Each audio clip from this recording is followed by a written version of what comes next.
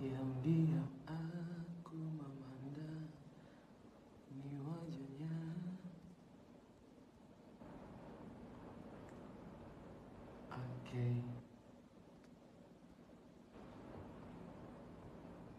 Oke, selamat datang teman-teman semuanya. Yang sudah mulai masuk ke dalam kelas, boleh untuk saling sapa, boleh untuk absen terlebih dahulu. Namanya dari mana, asalnya siapa. Oke, kita sudah mulai on, sudah mulai live. Oke.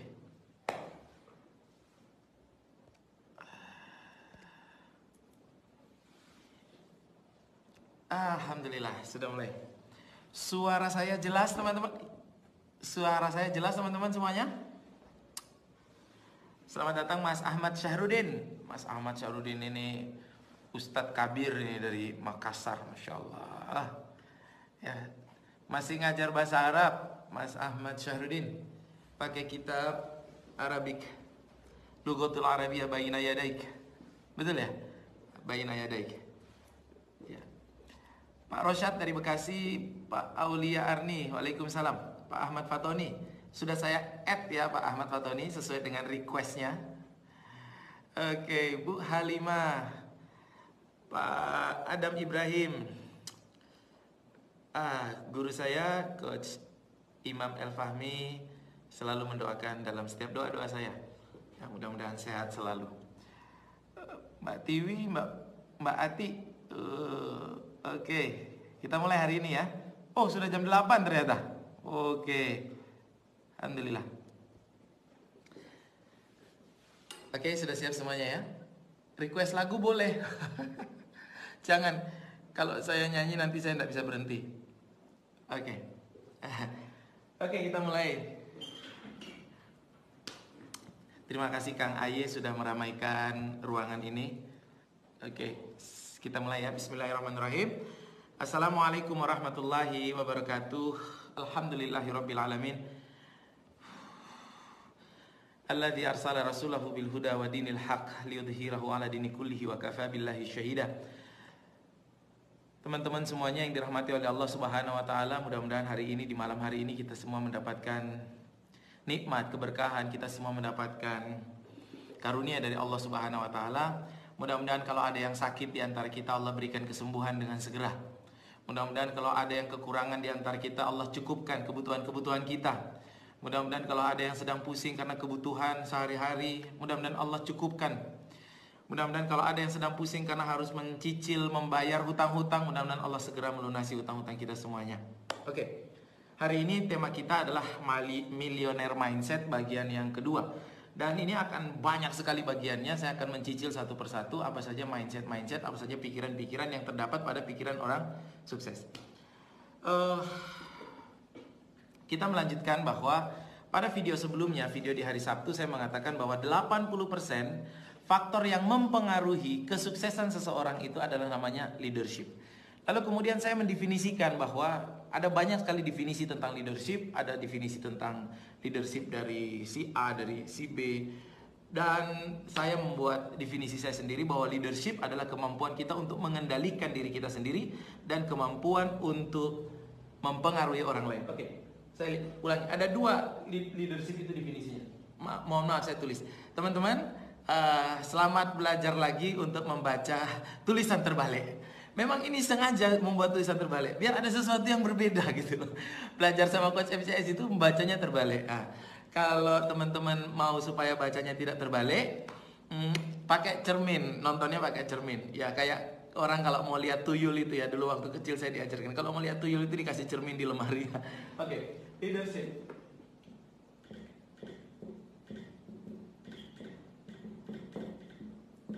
Ada dua, leadership itu ada dua. Yang pertama, kemampuan untuk mengendalikan diri sendiri.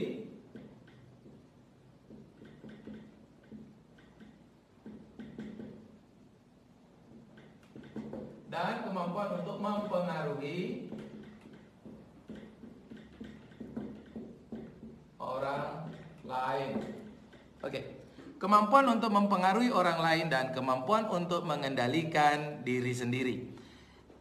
Kemampuan kita dalam leadership, teman-teman semuanya, kalau kemampuan leadership kita skalanya di tangan kiri saya ini, maka skala bisnis kita akan selalu berada di bawahnya.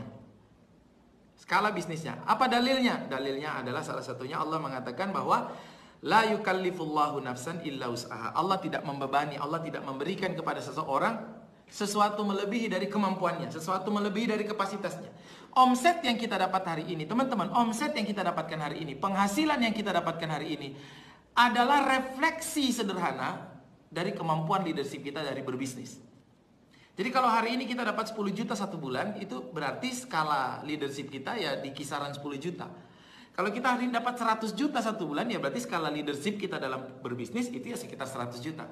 Jadi kadang-kadang kita mau dapat omset yang tinggi, kita mau dapat orderan yang besar, kita mau dapat job yang besar, mau naik nih skalanya. Tapi satu-satunya hal yang membatasi diri kita atau omset kita untuk bertumbuh adalah leadership kita. Oke. Oh berarti leadership itu punya tahapan-tahapan dong. Oke, berarti leadership itu punya dong skala-skala, punya tahapan. Ya, leadership itu punya skala. Teman-teman semuanya, saya tadi mengatakan bahwa leadership itu kemampuan mengendalikan diri sendiri dan kemampuan untuk mempengaruhi orang lain. Dan masing-masing ini punya 5 skala atau 5 level dalam mempengaruhi orang lain, Dalam mempengaruhi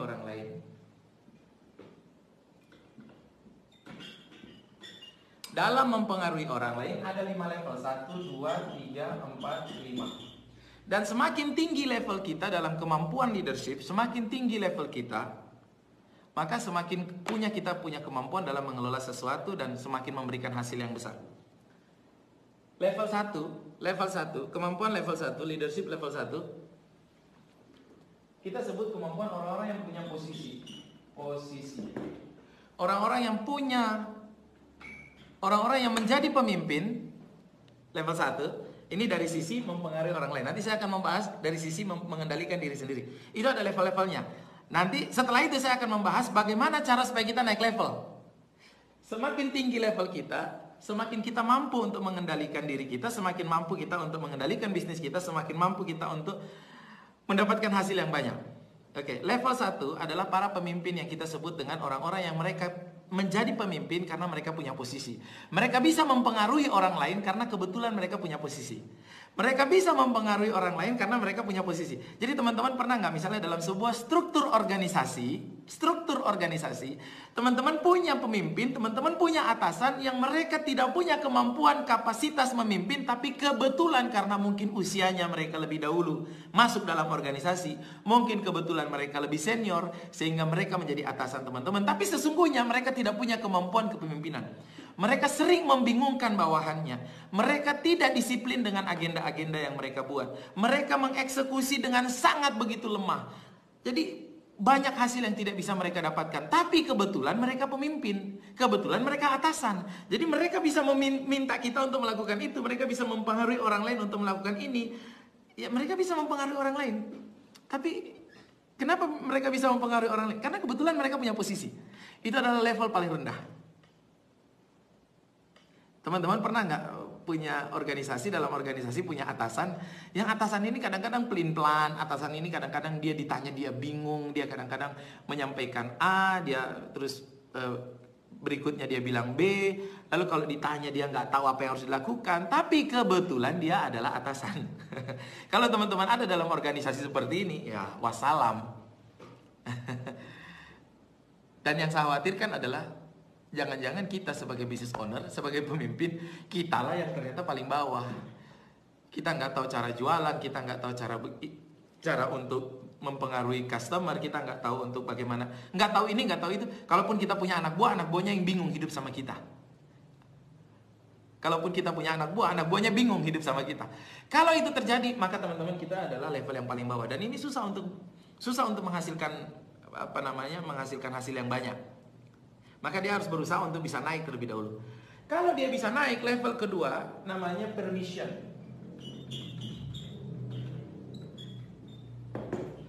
Permission, tulisannya permission.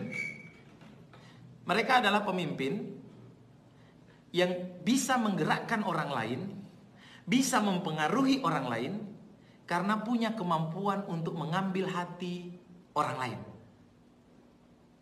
Mereka adalah para pemimpin yang bisa mempengaruhi orang lain, karena bisa mengambil hati orang. Mereka bisa berbicara, kalau kamu melakukan ini bagaimana, kalau kamu... Jadi mereka mampu untuk mengambil hati orang lain.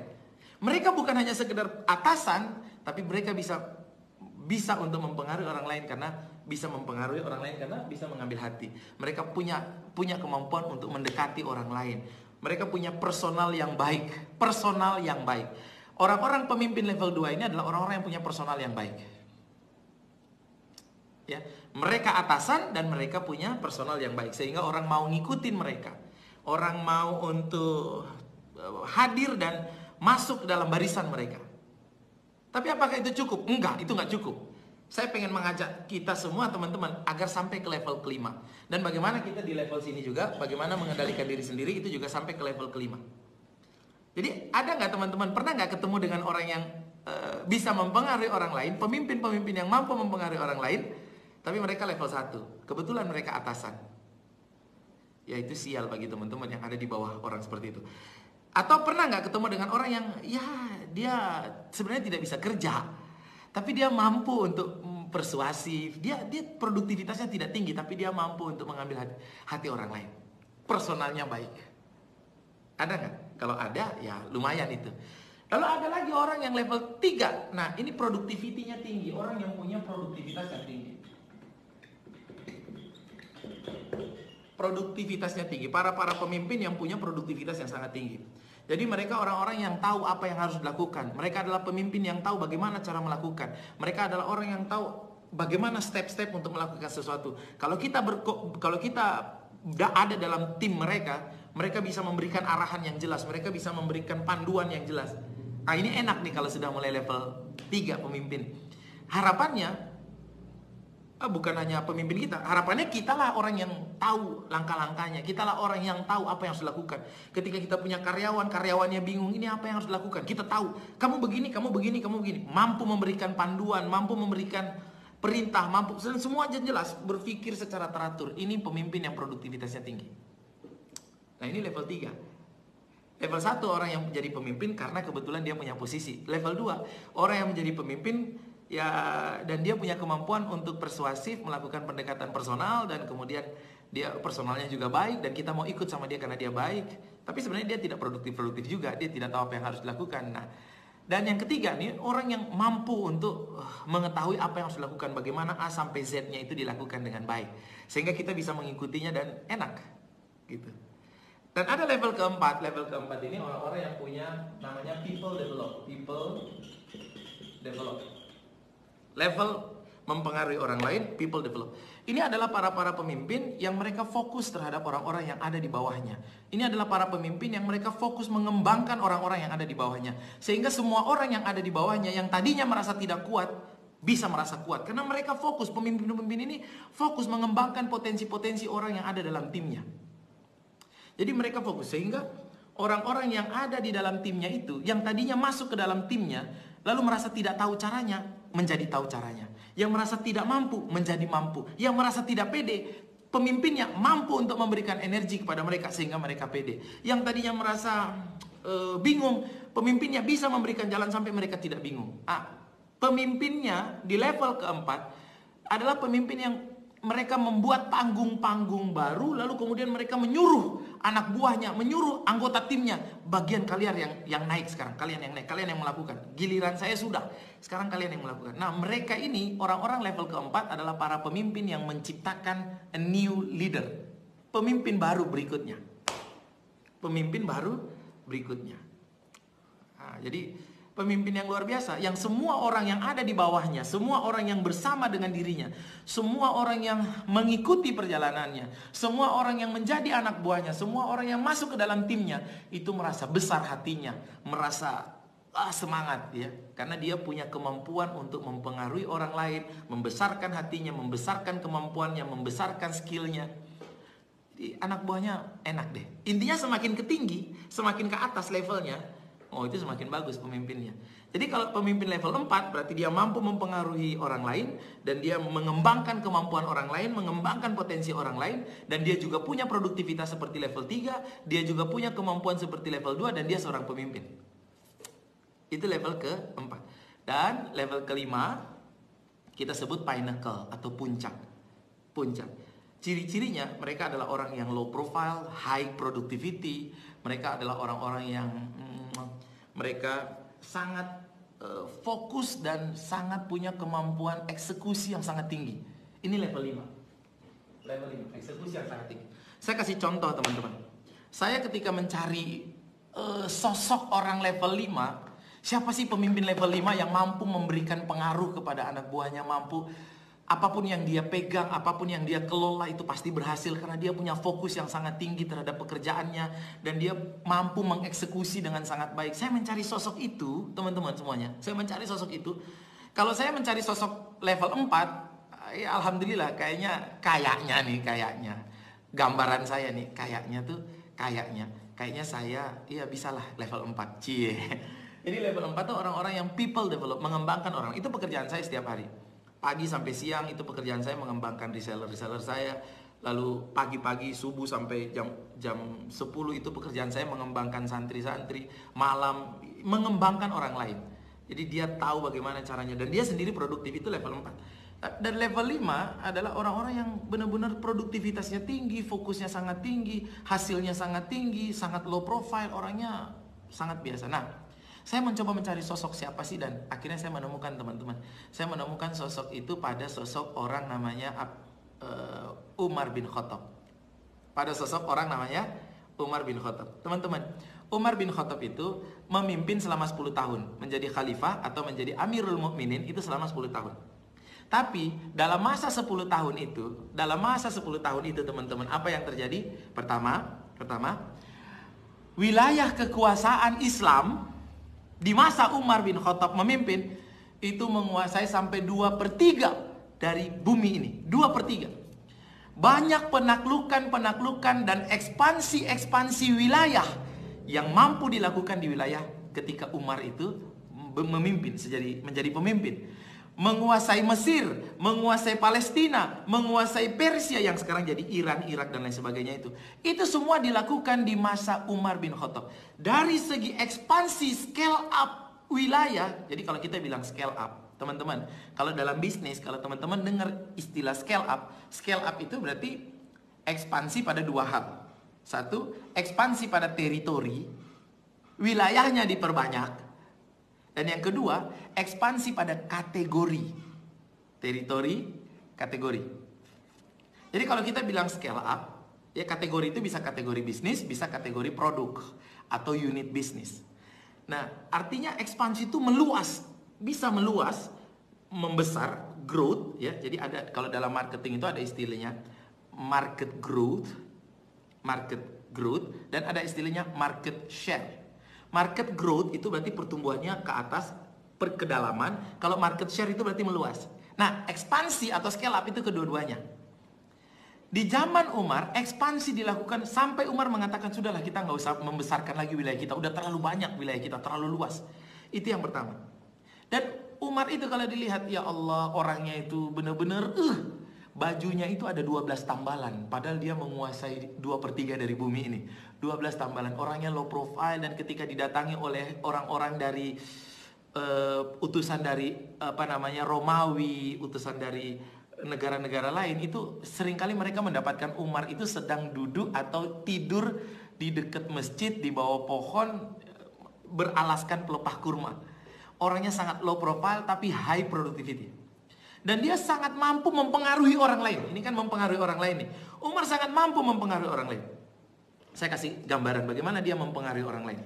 Jadi suatu ketika teman-teman, ketika Mesir itu ditaklukkan, lalu kemudian gubernur Mesir saat itu ya ingin untuk membangun masjid,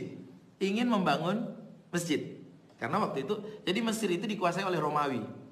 Mesir itu orang-orang asli Mesir namanya orang Gipti, tapi Mesir itu lama dikuasai oleh Romawi, bertahun-tahun bahkan beratus tahun dikuasai oleh Romawi. Lalu kemudian berhasil memukul Romawi mundur di zaman itu, lalu kemudian kita menguasai Romawi ketika itu, ya. Menguasai Romawi. Lalu gubernur muslim ketika itu pengen membangun masjid, karena di Romawi ketika itu belum ada masjid. Ada sih kerajaan-kerajaannya tapi nggak ada masjid. Lalu dicarilah lokasi untuk membangun masjid. Ada lokasinya, tapi lokasi itu ada rumah, dan rumah itu milik orang Yahudi. Lalu kemudian gubernurnya minta untuk bangun di situ, tapi orang Yahudinya nggak mau menjual tanahnya, orang Yahudinya nggak mau menjual rumahnya. Akhirnya rumahnya digusur, rumah orang Yahudi itu digusur untuk bangun masjid. Orang Yahudinya nggak terima, orang Yahudinya berangkat menuju Madinah untuk melaporkan kepada atasannya gubernur. Siapa atasannya gubernur? Amirul Mukminin. Laporlah kepada Umar bin Khattab. Lalu Umar bin Khattab bilang begini, itu kalau ceritamu tadi benar bahwa kamu telah dirampas haknya, rumahmu telah digusur tanpa ini ada persetujuan, kamu tidak redo, maka sini ambil itu di tempat sampah itu ada tulang-tulang, tolong kamu ambilkan kepada saya tulang-tulang itu. Lalu diambilkanlah tulang-tulang itu oleh orang Yahudi. Lalu oleh Umar tulang-tulang itu kemudian digaris pakai pedang, set gitu ya. Lalu kemudian Umar mengatakan begini, berikan pesan saya ini, tulang-tulang ini, berikan pesan saya kepada gubernurmu. Lalu baliklah dia ke Mesir dan memberikan pesan ini, memberikan tulang ini kepada gubernur. Dan apa yang terjadi teman-teman semuanya? Gubernurnya gemeteran melihat tulang yang digaris pakai pedang. Jadi seakan-akan kalau kamu nggak mau lurus, pesannya Umar, kalau kamu nggak mau lurus, nggak mau bersikap adil, saya akan luruskan kamu dengan pedang. Masya Allah. Saat itu juga langsung gubernurnya bilang, nggak jadi kita bangun masjid di situ, bongkar masjidnya, langsung kita bangun lagi itu rumah orang Yahudi tadi, bangun lagi orang Yahudi tadi rumahnya, bangun lagi. Masya Allah, itu jadi itu ibaratnya kita punya tim kita tuh jauh di sana. Dan kita nggak bersama mereka, tapi kita bisa mempengaruhi mereka hanya dengan pesan yang kita kirimkan, Masya Allah. Jadi ibaratnya begini, teman-teman misalnya lagi di luar kota, teman-teman lagi di kota lain, lalu teman-teman punya karyawan di kantor, karyawan di rumah, mereka main HP. Atau mereka main game, gitu mereka nggak kerja dengan benar. Lalu teman-teman dari luar kota kirimkan tulang kepada mereka ke kantor. Lalu kita lihat apa yang akan terjadi. Apakah mereka akan paham tentang pesan yang diterima, atau mereka akan membuat tulangnya menjadi tengkleng. Oh, ini maksudnya harus dibikin tengkleng. Masya Allah. Jadi Umar bin Khattab itu mempengaruhi orang, jasadnya tidak hadir, pesannya sampai, orang langsung bertakwa, orang langsung lurus. Masya Allah. Jadi itu gambaran bagaimana Umar mempengaruhi orang lain ya, sebagai pemimpin, sebagai leader. Jangankan orang di Mesir itu, dalam cerita yang sama, dalam kisah yang sama di Mesir itu, setelah orang-orang Mesir kabur, itu orang-orang Gipti, orang-orang asli Mesir, mereka menjampi-jampi Sungai Nil. Suatu ketika mereka menjampi-jampi Sungai Nil. Sungai Nil itu airnya surut, teman-teman. Airnya surut, hilang airnya, nggak mengalir teman-teman, nggak ada airnya. Jadi ibarat nggak ada airnya. Jadi orang-orang Muslim di sana yang puluhan ribu, mereka nggak bisa buat mandi, nggak bisa buat nyuci, nggak ada airnya. Lapor itu, pasukan lapor ke Amirul Mukminin di Madinah bahwa airnya surut. Teman-teman, apa yang dilakukan oleh Umar? Umar ambil kertas, dituliskan suratnya. Wahai Sungai Nil, saya Amirul Mukminin, mengalirlah karena Allah Subhanahu. Bertakwalah. Masya Allah, surat. Lalu Umar bilang begini, tolong sampaikan surat ini, buang ke sungai. Teman-teman, sungai dibuang ke sungai, apa yang terjadi? Besoknya airnya mengalir, teman-teman. Jangankan manusia, mempengaruhi sungai pun Umar mampu. Airnya naik, teman-teman. Masya Allah, itu kepemimpinan. Jangankan sungai, setan aja kabur teman-teman. Kalau Umar lagi jalan di sebuah jalan, setan kabur. Ini pemimpin yang saya dapatkan level 5 yang saya baca.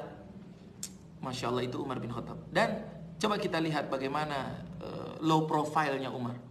Beliau tidak segan-segan untuk makan atau bergaul dengan orang yang miskin. Beliau tidak segan-segan untuk memikul sendiri beras untuk dibawakan kepada masyarakatnya, kepada warganya.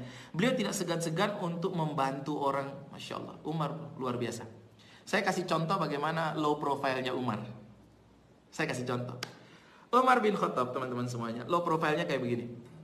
Ketika Palestina itu ditaklukkan, ketika Palestina itu dibuka, ya, futuh itu ya, dibuka, dikuasai oleh orang Muslim. Lalu kemudian orang-orang Muslim ketika itu ingin membuat acara, ya, semacam grand opening atau semacam acara inilah ya, kita meresmikan bahwa Palestina ini kita punya sekarang. Nah, gitu.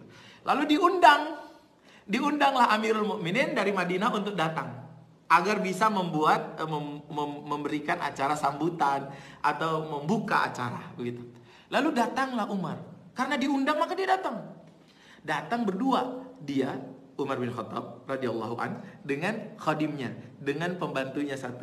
Jadi mereka berdua dan mereka mengendarai satu ekor keledai.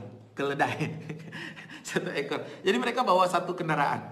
Dan karena keledainya itu nggak terlalu besar, maka Umar dengan khadimnya ini, mereka berdua itu gantian naik onta. Jadi kalau nanti Umar radhiyallahu an capek, maka Umar yang naik, khadimnya yang narik ontanya. Kalau nanti sudah khadimnya capek, gantian khadimnya yang naik di atas itu keledainya, Umar yang narik. Nah teman-teman, ya Allah, tahu nggak? Pas mau masuk kota Palestina, pas mau masuk pintu kota Palestina, pas mau masuk kan mereka ganti-gantian. Pas mau masuk teman-teman, itu kebetulan pas mau masuk pintu kota Palestina, itu di Palestina itu semua orang sudah siap-siap untuk menyambut kedatangan, mewah sekali sambutannya. Pas mau masuk, itu kebetulan bagian atau gilirannya Umar yang jalan sambil narik, yang duduk di atas tuh khadimatnya. Jadi pas masuk kota Palestina, sendalnya Umar itu teman-teman, sendalnya Umar dilempiti di sini. Lalu tangan kanannya untuk megang tali, dia narik itu, masuk. Masya Allah. Sampai orang yang sudah siap dengan upacara yang mewah itu semuanya langsung diem, malu semuanya itu dengan kemewahan yang mereka. Umar Masya Allah luar biasa, orangnya sangat low profile, tapi high productivity. Kalau dia melakukan sesuatu, dia akan melakukan sampai tuntas. Fokusnya sangat tinggi. Sangat tinggi. Jadi salah satu cara kita untuk kita bisa berhasil teman-teman, kita butuh fokus. Fokus eksekusi sangat tinggi. Di dalam Al-Quran itu Allah bilang begini,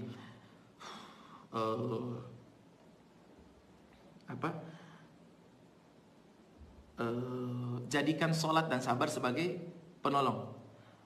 Asta'inu bisabli wassalah.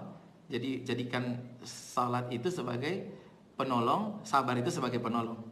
Terus ayat berikutnya Allah Subhanahu wa taala mengatakan wa innahu lakabiratun.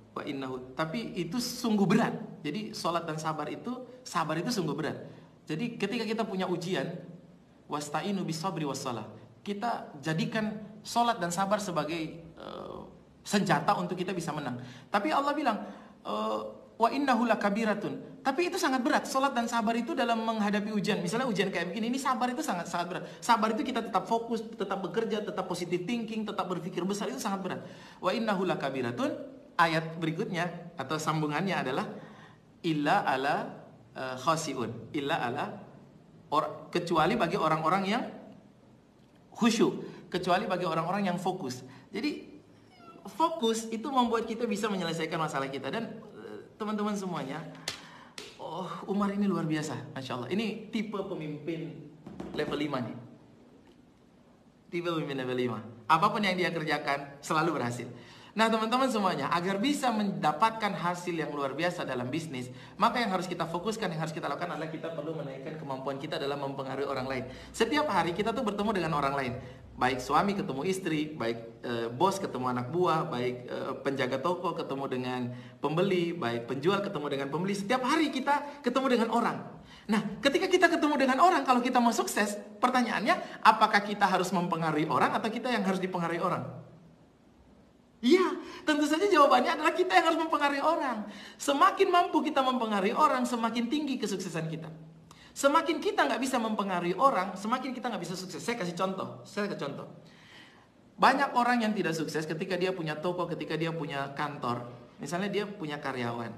Ketika dia datang, atau karyawannya datang harusnya jam 8. Karyawannya masuk harusnya jam 8. Tapi jam 9 atau setengah 9 itu kadang karyawannya baru datang setengah 9. Jadi karyawannya masuk jam setengah 9 atau masuk jam 9. Padahal harusnya jam 8. Ingat ya, berarti karyawannya salah nggak ini? Karyawannya salah nggak? Salah kan? Berarti kan dia harus mempengaruhi, membetulkan karyawannya. Tapi kadang-kadang kita tuh kayak nggak enak hati gitu. Aduh, nanti kalau aku tegur, nanti kalau aku marahin, nanti dia jadi tersinggung, nanti dia jadi marah, nanti dia jadi uring-uringan, nanti dia jadi... Kita nggak mampu mempengaruhi karyawan kita. Dan yang terjadi adalah jadi masalah. Saya dulu diajarkan ada namanya broken windows theory. Broken windows theory itu bunyinya begini, teman-teman. Kalau ada rumah kita punya kaca, jendela, atau punya pintu, dan jendela atau pintu rumah kita ini itu ada jendelanya, kacanya pecah sedikit. Broken windows theory, teori jendela pecah. Teori ini mengatakan kalau misalnya jendela kita ada pecah sedikit, lalu kemudian kita tahu itu pecah, kita tahu itu retak, atau kita tahu itu kacanya pecah, dan kita tidak segera membetulkannya, kita tahu itu masalah, kita tidak segera membetulkannya, maka apa yang terjadi? Bisa jadi suatu ketika maling akan masuk ke dalam rumah kita, melalui kaca yang pecah itu, melalui jendela yang pecah itu, masuk ke dalam rumah kita, mengambil perabotan kita, mengambil televisi kita, mengambil perhiasan di rumah kita, mengambil harta-harta yang berharga di dalam rumah kita, lalu kemudian dibawa lari semuanya. Artinya bahwa masalah yang besar, maling masuk itu masalah yang besar. Itu tidak terjadi tiba-tiba. Masalah yang besar itu terjadi karena kita membiarkan masalah yang kecil, tidak langsung membetulkan masalah yang kecil. Jadi teman-teman, ada kaca yang pecah. Kita tahu ini masalah dan ini masalah kecil sebenarnya. Tapi kalau tidak segera kita betulkan, maka yang terjadi adalah masalah besar akan datang kemudian. Maka ilmu ini mengatakan, teori ini mengatakan bahwa yang pertama, masalah besar yang ada dalam hidup kita itu tidak pernah terjadi tiba-tiba. Masalah yang besar yang ada dalam hidup kita itu karena kita membiarkan masalah kecil terjadi terus-menerus tanpa kita selesaikan langsung. Jadi tidak ada tuh masalah besar datang tiba-tiba tuh nggak ada, teman-teman. Kalau teman-teman hari ini merasakan bahwa saya punya masalah besar, itu sebenarnya itu adalah pembiaran terhadap masalah kecil yang tidak segera teman-teman langsung selesaikan. Jadi kalau misalnya ada karyawan yang harusnya masuk jam 8, lalu dia masuk jam 8.15, teman-teman tahu ini masalah, tapi teman-teman tidak langsung membetulkannya, maka yang terjadi adalah besok dia akan masuk jam 8.30, besok dia akan mengatakan, ternyata nggak apa-apa, ternyata ibu, ternyata bapaknya nggak melarang, dan besok dia akan masuk jam 9, dan semua karyawan besok akan masuk terlambat, dan kemudian mereka akan bekerja dengan sangat lambat, kemudian mereka produktivitasnya akan menurun, kemudian mereka menghasilkan sedikit, kemudian profitnya bapak ibu sebagai atasannya itu semakin menurun, dan akhirnya bangkrut, akhirnya tutup, akhirnya tidak mampu memutar uang, akhirnya itu karena masalah kecil tidak langsung segera kita biarkan, tidak langsung segera kita selesaikan.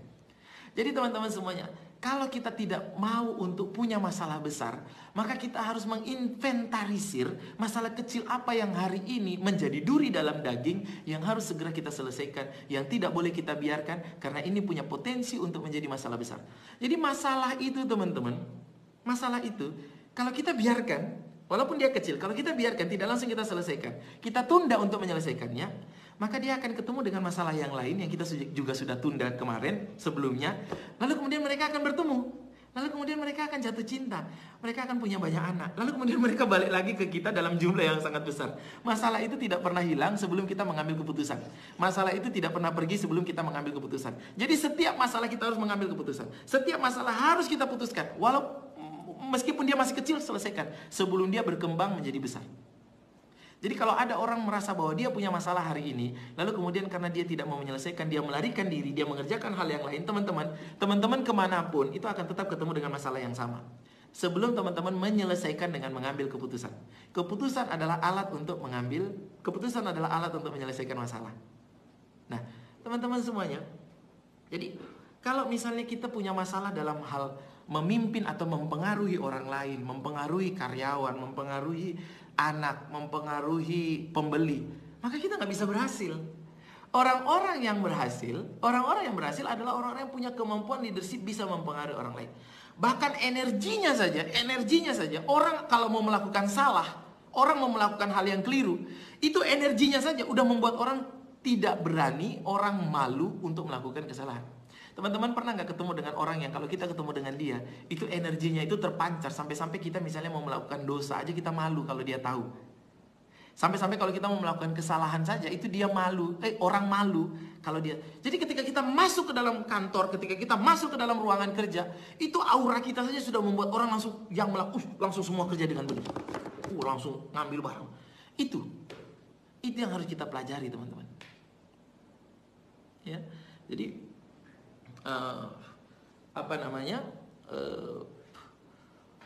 kemampuan leadership kita perlu ditingkatkan. Nah, ini dari sisi mempengaruhi orang lain. Tapi saya bilang bahwa leadership itu juga adalah kemampuan kita untuk mengendalikan diri sendiri. Dan ini juga ada 5 levelnya.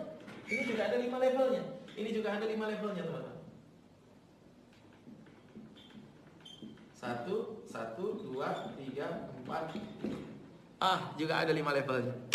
Kemampuan untuk mengendalikan diri sendiri itu juga ada 5 levelnya. Semakin tinggi level kita ke atas, semakin mampu kita mengendalikan diri kita, semakin mampu kita menjadi master dari personal kita, semakin bagus. Semakin luar biasa nih orang. Personalnya bagus. Level yang pertama, supaya kita bisa mengendalikan diri kita sendiri, level yang pertama adalah para orang atau pemimpin yang punya kemampuan untuk bertumbuh dengan sendirinya. Punya kemampuan untuk belajar dengan sendirinya dan bertumbuh dengan sendirinya. Level pertama adalah para pemimpin atau orang-orang yang punya kemampuan untuk bertumbuh dengan sendirinya. Teman-teman, orang level pertama yang paling bawah, itu dia nggak membutuhkan orang lain agar dia bertumbuh. Dia punya motivasi yang besar, dia punya keinginan yang besar. Dia tidak perlu harus disuruh oleh orang, tapi dia punya kemampuan untuk bertumbuh dengan sendirinya. Setiap hari dia membaca, setiap hari dia belajar, setiap hari dia berdiskusi, setiap hari dia menambah ilmunya karena dia tahu, the more I learn, the more I earn. Semakin banyak yang kita pelajari, semakin banyak yang kita pahami, semakin banyak yang kita kuasai, semakin banyak yang akan kita hasilkan. Jadi level pertama adalah orang yang punya kemampuan untuk bisa untuk bisa mengembangkan dirinya secara mandiri. Itu level pertama. Kalau dia mampu untuk belajar, dia mampu untuk bertumbuh dengan sendirinya, maka dia akan mampu masuk ke level 2. Level 2 adalah para pemimpin yang mampu untuk memimpin diri sendiri. Dia tahu apa visinya, dia tahu apa keinginannya, dia tahu apa kekuatannya, dia tahu apa yang dia inginkan, dia tahu apa kelemahannya. Itu pemimpin level kedua. Dia mampu memimpin diri sendiri. Dia bisa mengendalikan emosinya, dia bisa mengendalikan egonya. Dia tidak labil. Dia tahu apa yang harus dilakukan, dia tahu apa yang bisa dia kendalikan, dia tahu apa yang tidak bisa dia kendalikan. Itu pemimpin level kedua dalam mengendalikan diri sendiri. Kalau dia sudah bisa memimpin diri sendiri, baru dia bisa naik ke level ketiga. Apa itu level ketiga? Orang-orang yang punya kemampuan untuk memimpin orang lain. Jadi level ketiga itu, teman-teman, adalah orang-orang yang punya kemampuan untuk memimpin orang lain. Bagaimana mungkin seseorang itu bisa memimpin orang lain kalau memimpin dirinya sendiri dia nggak mampu? Bagaimana mungkin orang itu bisa menyetiri mobil dan mengambil penumpang, dia nyetir mobil, kalau dia sendiri nggak bisa nyetir? Bagaimana mungkin kita mau mengajak orang lain dalam perjalanan kita kalau kita sendiri nggak tahu kita mau kemana? Jadi kalau kita level 2 itu memimpin diri kita, kita mampu, baru kemudian kita bisa memimpin orang lain. Kalau kita nggak bisa memimpin orang lain, maka pertanyaannya mungkin karena kita nggak bisa memimpin diri kita sendiri. Kita sendiri juga belum tahu kita mau ngapain. Kita sendiri juga belum tahu kita mau kemana. Kita sendiri juga belum tahu bagaimana cara untuk mencapai apa yang kita inginkan. Kalau kita sudah tahu itu semua di level 2, baru kita bisa masuk ke level ketiga, mampu memimpin orang lain. Misalnya gini, teman-teman ikut MLM. Maka langkah pertama untuk mengikut MLM adalah teman-teman harus bisa belajar bertumbuh dengan sendirinya. Belajar tentang produk, belajar tentang bagaimana memprospek, bagaimana tentang membuat sales call, bagaimana membuat appointment. Teman-teman belajar bertumbuh dengan sendirinya tanpa harus disuruh. Ketika teman-teman bertumbuh, maka teman-teman bisa menguasai, masuk level 2, bisa menguasai dirinya sendiri, bisa memimpin dirinya sendiri. Kalau bisa memimpin diri sendiri, bisa sales call, bisa appointment, bisa memprospek orang, bisa melakukan semuanya, baru kemudian teman-teman punya downline. Teman-teman bisa memimpin orang lain. Itu level ketiga. Level ketiga, mampu memimpin orang lain. Apakah itu bagus? Ya bagus, tapi kurang bagus. Ada level yang kelima. Level yang keempat adalah para pemimpin yang punya kemampuan untuk memimpin orang lain sampai orang lain itu bisa memimpin dirinya sendiri. Wah, luar biasa. Saya ulangi, memimpin orang lain, teman-teman ikut MLM, teman-teman punya downline, teman-teman ajarin dia, edukasi dia sampai dia bisa memimpin diri sendiri, sampai teman-teman tinggal, dia sudah bisa bertumbuh dengan sendirinya. Itu level 4. Kemampuan untuk memimpin orang lain sampai orang lain bisa memimpin dirinya sendiri. Dan yang level 5, Masya Allah, level 5 nih ya, luar biasa. Kita perlu naik sampai di atas nih. Level 5 adalah kemampuan memimpin orang lain sampai orang lain bisa memimpin orang lainnya lagi. Saya ulangi. Level 5, kemampuan memimpin orang lain sampai orang lain bisa memimpin orang lainnya lagi. Kalau teman-teman ikut MLM atau apapun ya, distributor, teman-teman bisa punya downline. Berarti teman-teman memimpin orang lain. Dan downline itu sudah bisa bekerja sendiri. Berarti teman-teman masuk level 4. Dan downline itu bisa mengajarkan kepada bawahnya. Itu teman-teman level 5. Dan maaf ya, saya pakai contoh MLM karena mungkin itu konkret. Tapi sebenarnya hal ini itu bukan hanya di MLM, tapi di semua sisi kehidupan kita. Kalau teman-teman jadi suami, misalnya jadi suami, level 1 itu suami yang bisa bertumbuh dengan sendirinya. Punya kemampuan untuk belajar dengan sendirinya. Sebagai suami dia mampu untuk belajar apa yang harus dilakukan oleh suami. Sebagai suami dia belajar apa yang harus dilakukan, bagaimana cara memperlakukan keluarga, bagaimana cara memperlakukan istri. Itu sebagai suami level 1, dia mampu bertumbuh dengan sendirinya. Kalau level 2, berarti suami itu punya kemampuan untuk mengendalikan emosinya, mengendalikan pikirannya, tahu visinya, membuat visi keluarga. Itu level 2. Level ketiga, suaminya mampu memimpin istrinya. Ya, istrinya tadinya masih labil, istrinya tadinya masih nggak ngerti bagaimana, istrinya masih masih emosian, dia mampu memimpin istrinya. Itu level ketiga. Dia mampu menenangkan istrinya. Itu level ketiga. Level keempat adalah dia mampu memimpin istrinya sampai ketika dia pun nggak perlu memimpin istrinya, dia pun nggak memberikan panduan kepada istrinya sudah mampu untuk memimpin dirinya sendiri.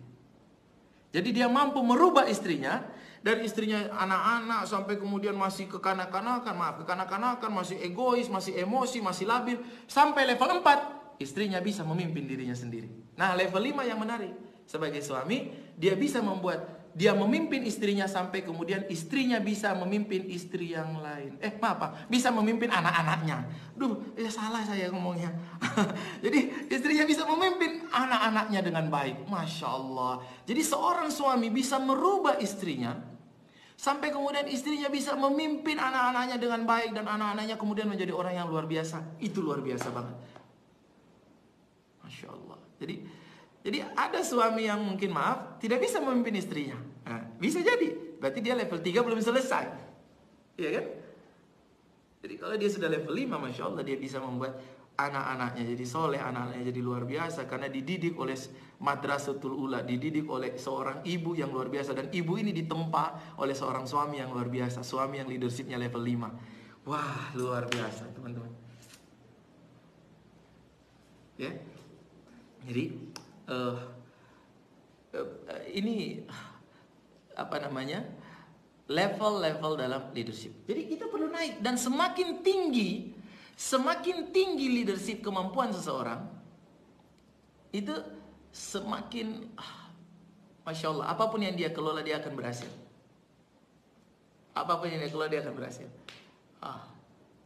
Nah, sekarang bagaimana caranya kita untuk bertumbuh kemampuan kita dari level 1 ke level 2, level 2 ke level 3, level 3 ke level 4, sampai ke level 5. Ya, bagaimana caranya? Ya, oke. Kemarin, langkah yang pertama agar kita bisa bertumbuh, kemarin saya menyampaikan pada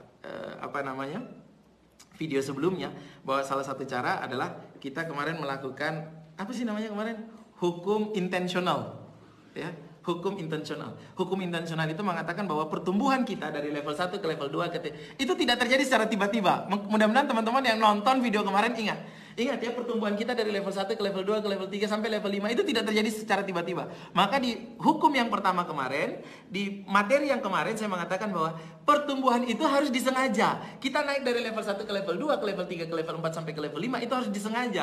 Kita harus mengagendakan, harus menganggarkan, harus mengalokasikan agar kita bisa bertumbuh. Kalau kita tahu bahwa pertumbuhan itu terjadi secara tidak sengaja, secara sengaja, maka kita akan menyengajakan. Itu kemarin tips yang pertama, hukum yang pertama, ilmu yang pertama bagaimana kita bertumbuh ke level 5. Sekarang hari ini ilmu yang kedua, namanya hukum memantul. Hukum memantul. Hukum apa? Memantul atau law of reflection. Iya, law of reflection. Hukum memantul. Apa itu hukum memantul? Hukum memantul itu begini teman-teman. Jadi hukum memantul itu teman-teman, hukum refleksi itu mengatakan bahwa kita hanya bisa bertumbuh kalau kita punya kemampuan untuk memantul. Kita punya kemampuan untuk bercermin. Apa itu bercermin? Teman-teman pernah nggak bercermin? Berkaca, orang-orang kita bilang berkaca. Bercermin itu kalau ketika kita bercermin, apa sih yang kita lihat? Siapa yang kita lihat? Diri kita. Diri kita. Jadi orang-orang yang bisa bertumbuh adalah orang-orang yang senantiasa fokus pada dirinya. Fokusnya ke dalam. Apapun yang terjadi di luar, dia selalu fokus ke dirinya. Orang-orang yang punya kemampuan memantul adalah orang-orang yang punya kemampuan untuk selalu bertanya, apa salah saya? Apa yang harus saya lakukan? Jadi ketika misalnya hati kita disakiti, ketika kita mendapatkan sesuatu yang gak menarik, ketika kita mendapatkan sesuatu peristiwa musibah, seperti corona seperti ini, musibah yang tidak menyenangkan, dia tidak menyalahkan orang lain, dia tidak melihat pihak-pihak lain. Ketika dia ditipu oleh orang, ketika dia dibohongi oleh orang, ketika ada orang bawa lari uangnya, ketika ada orang gak bayar hutangnya, ketika ada orang mengkhianatinya, yang dia lakukan adalah dia sibuk melihat dalam dirinya. Dia tidak sibuk mencaci maki, dia tidak sibuk melihat kesalahan orang lain. Meskipun orang lain itu punya porsi salah, meskipun orang lain itu punya porsi melakukan kesalahan, tapi karena dia mau bertumbuh, dia melihat dalam dirinya. Kenapa saya kok mudah dibohongi? Kenapa saya? Apa salah saya? Apa kurang saya? Apa yang harus saya perbaiki supaya saya tidak dikhianati lagi? Apa yang harus saya perbaiki supaya saya tidak ditipu lagi? Dia selalu memberikan pertanyaan-pertanyaan penting untuk mengintrospeksi dirinya agar dirinya menjadi lebih bagus. Kalau dia bisa memantul, maka teman-teman, musibah apapun seperti memantul, seperti bola itu. Teman-teman pernah lihat bola itu ketika dilempar ke bawah, tes. Kalau dia punya kemampuan memantul, semakin keras dia dilempar, semakin keras dia disakiti, semakin keras dia mendapatkan musibah, maka semakin tinggi dia akan naik. Karena dia punya kemampuan untuk memantul. Dia melihat ke dalam dirinya sendiri. Tapi kalau dia tidak punya kemampuan untuk memantul, teman-teman, dia seperti tempe. Dia dilempar ke bawah, dan dia ambiar. Itulah mengapa orang bilang, mentalmu tempe, ketika dapat gitu aja kok, baper gitu aja kok, hancur, kamu tempe banget. Nah, sedangkan orang-orang yang punya kemampuan memantul, ketika mereka disakiti, ketika mereka dikhianati, ketika mereka dihancurkan, ketika mereka ditipu, ketika mereka dibohongi, yang terjadi adalah mereka menjadi semakin kuat karena mereka melihat ke dalam. Teman-teman, orang-orang yang bertumbuh adalah orang-orang levelnya bertumbuh, adalah orang-orang yang selalu mengambil hikmah, mengambil pelajaran dari apapun yang terjadi, lalu mereka memperbaiki diri mereka.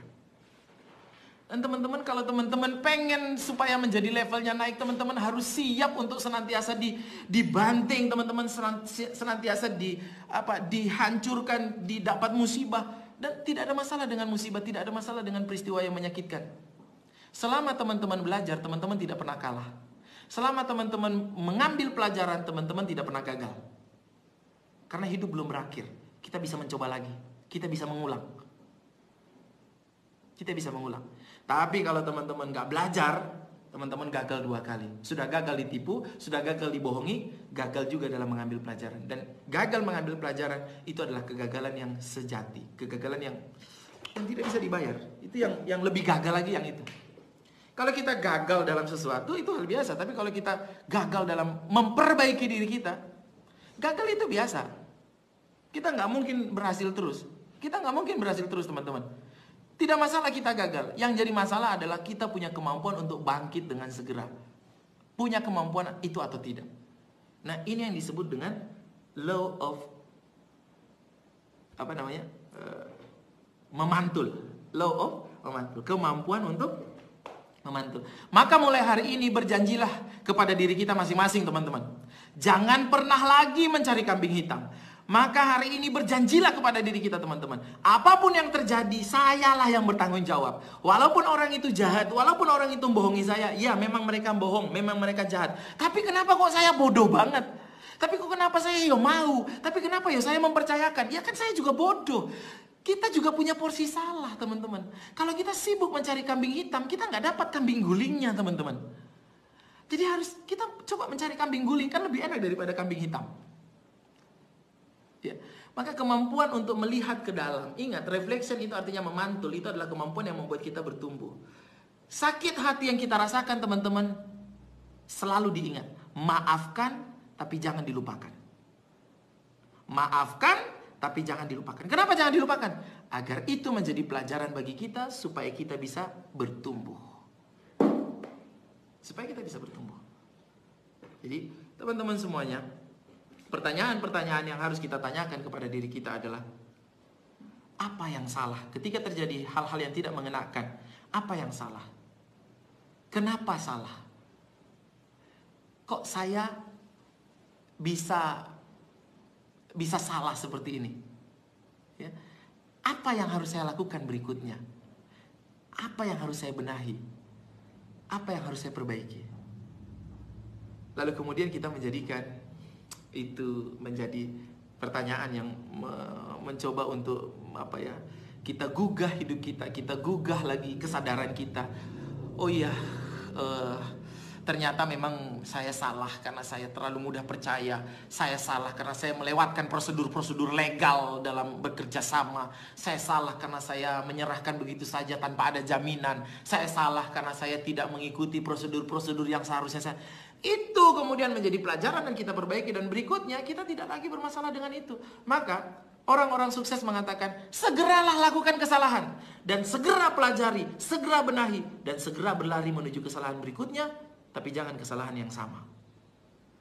Semakin sukses seseorang, teman-teman, semakin sukses seseorang, semakin banyak kesalahan yang dia lakukan, semakin banyak kisah-kisah yang menjadi luka dalam kisah kehidupannya.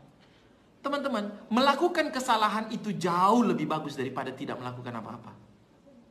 Iya, melakukan kesalahan itu jauh lebih bagus daripada kita tidak melakukan apa-apa. Kenapa? Karena ketika kita melakukan kesalahan, teman-teman, kita jadi tahu apa yang salah, apa yang benar, apa yang harus dilakukan, apa yang tidak boleh dilakukan, dan kita punya kesempatan untuk mengulang. Tapi ketika kita tidak melakukan apa-apa, tidak mengambil keputusan, ya maka kita tidak tahu salahnya di mana. Akhirnya kita nggak ngapa-ngapain. Akhirnya kita di masa seperti ini, di mana masa berputar semakin cepat, ya, perputaran terjadi begitu cepat. Mengambil keputusan itu lebih baik daripada tidak mengambil keputusan. Tidak mengambil keputusan di masa ini, itu jauh lebih berisiko hidup kita daripada mengambil keputusan. Tidak mengambil keputusan itu jauh lebih berisiko daripada kita mengambil keputusan. Mengambil keputusan, kalau kita benar, kita berhasil. Kalau salah, kita belajar, kita ngulangin. Kan sederhana gitu loh. Cuman kebanyakan orang tuh terlalu overthinking, terlalu berpikir terlalu banyak. Dan kadang-kadang tuh terlalu banyak yang ada dalam pikirannya, terlalu banyak yang diramu dalam pikirannya. Kemudian terlalu overthinking, berpikirnya panjang banget sehingga nggak melakukan apa-apa. We don't have, kita tidak perlu harus mengetahui. Kita tidak perlu harus mengetahui segalanya. We don't have to know everything. Kita tidak perlu harus mengetahui segalanya untuk melakukan sesuatu. Kita cukup perlu mengetahui bagaimana memulainya. We just have to know how to start. Lalu start, udah. Lalu kemudian apa langkah berikutnya? Lakukan lagi, apa langkah berikutnya? Jadi kita nggak perlu pikir nanti sampai habis itu gimana? Nanti kalau sudah begini nanti terlalu panjang. Itu namanya overthinking. Akhirnya kita nggak melakukan sesuatu. Jadi kita tuh kayak mau naik motor, teman-teman, naik motor di tengah kegelapan. Kita mau ke rumah kita tuh 10 km ke depan. Kita mau naik motor. Kita cuma punya lampu itu cuma 5 meter ke depan bisa ngeliat. Kita nggak butuh lampu yang bisa menerangi sampai ke rumah kita, enggak. Kita cuma butuh lampu 5 meter. Dan kita kemudian ngegas dan lampu itu akan membuka jalan sampai kita di rumah. Nah kadang-kadang orang tuh berpikir terlalu banyak. Akhirnya mereka tidak melakukan apa-apa. Maka teman-teman, Mulai hari ini berjanjilah untuk tidak melakukan yang disebut dengan BEJ. Blaming, excuse, justify. Blaming artinya menyalahkan orang lain. Oh itu karena dia tuh memang orangnya jahat, itu aku ditipu sekian ratus ribu, sekian ratus juta.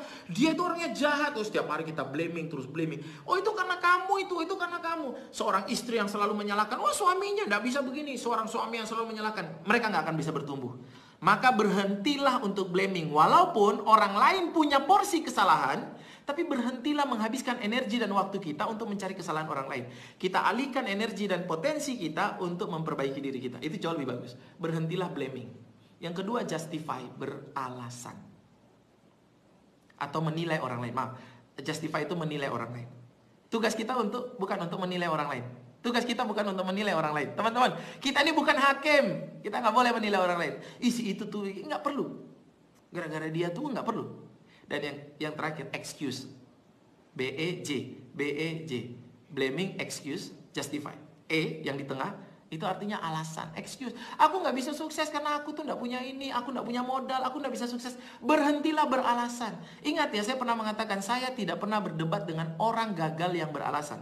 Karena alasan orang gagal itu semuanya benar. Aduh maaf, saya nggak bisa karena nggak punya modal. Emang? Yang bilang kamu punya modal siapa? Aduh saya nggak bisa karena saya nggak tahu ilmunya. Yang bilang kamu tahu ilmunya siapa? Aduh saya nggak bisa datang karena nggak punya motor. Yang bilang kamu punya motor tuh siapa? Orang-orang gagal yang beralasan. Saya nggak pernah berdebat dengan mereka karena memang alasannya mereka benar. Tapi karakter mereka salah. Karena mereka mencari alasan. Maka mulai hari ini berjanjilah untuk tidak pernah lagi beralasan. Yang harus kita cari itu bukan alasan. Yang harus kita cari adalah cara. Oke saya nggak punya modal, tapi bagaimana caranya saya bisa berhasil? Oke saya nggak tahu caranya, bagaimana supaya saya bisa mendapatkan caranya? Oke saya nggak tahu ini bagaimana langkah-langkahnya, tapi saya harus mencari cara bagaimana saya menemukan langkah-langkahnya. Oke saya nggak tahu ini bagaimana supaya bisa berhasil, tapi saya harus cari tahu. Maka daripada kita beralasan, kita harus punya sumber daya, kita harus punya sumber upaya, selalu penuh dengan daya dan upaya untuk mencari cara. Kalau kita memiliki karakter itu, untuk senantiasa berefleksi, berhenti blaming, berhenti excuse, berhenti justify, dan selalu melihat ke dalam diri kita bahwa memang dia salah, tapi saya pun salah. Saya terlalu memudahkan, saya terlalu membuat, saya pun salah. Saya terlalu menggampangkan, saya salah. Maka mulai hari ini saya putuskan, saya tidak akan lagi menggampangkan, saya akan selalu menuruti prosedur yang benar. Saya harus mengikuti legalitas-legalitas yang ada, saya harus mengikuti, itu semua saya jalankan. Dan ketika kita mulai memperbaiki diri kita, maka otomatis kita naik kelas. Kita naik level teman-teman. Kita naik level bro, kita naik level sis. Kita naik level. Dan pada akhirnya, kita bisa melakukan sesuatu dengan lebih baik, kita bisa menghasilkan sesuatu dengan lebih banyak, kita menjadi orang yang lebih produktif karena leadership kita bertumbuh. Jadi selalu ada pelajaran yang bisa kita ambil dari setiap peristiwa yang menyakitkan yang datang dalam hidup kita. Kalau kita tidak bisa mengambil pelajarannya, maka kita rugi 2 kali.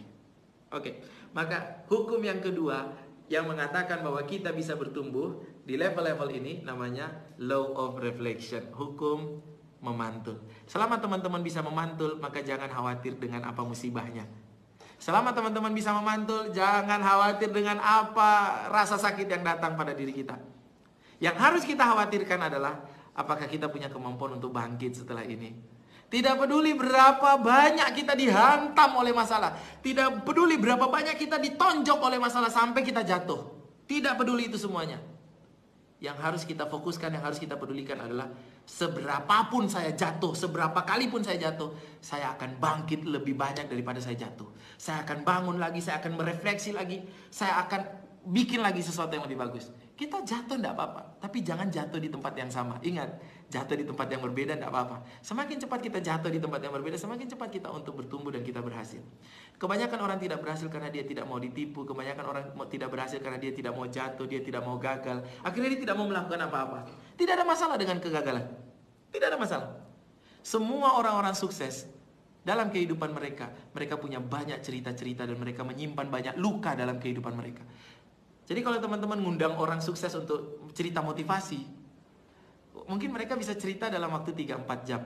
Tapi kalau teman-teman mengundang mereka lalu cerita tentang bagaimana rasa sakit yang pernah mereka rasakan, bagaimana luka-luka yang akan mereka rasakan, bagaimana kepedihan, pengalaman sedih yang pernah mereka rasakan, mungkin 3 jam, bukan 3 jam yang mereka butuhkan, mungkin 3 hari. Jauh lebih banyak kegagalan yang mereka rasakan, tapi kegagalan-kegagalan itulah yang membuat mereka hari ini menjadi orang sukses.